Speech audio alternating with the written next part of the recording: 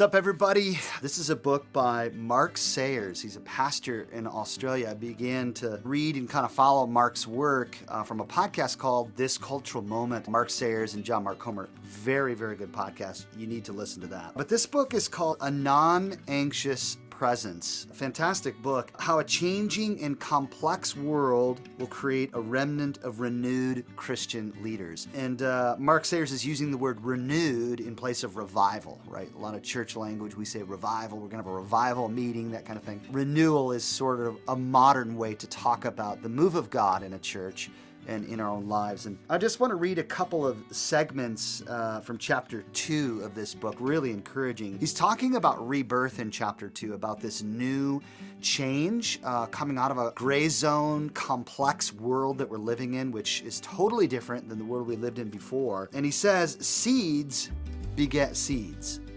Seeds turn into fruit.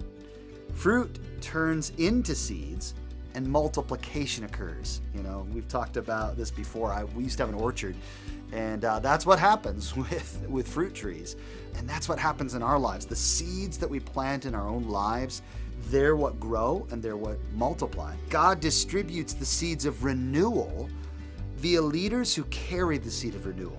Leaders who, by stepping into the process of renewal, find themselves renewed. A renewed leader is a leader who then leads others into renewal.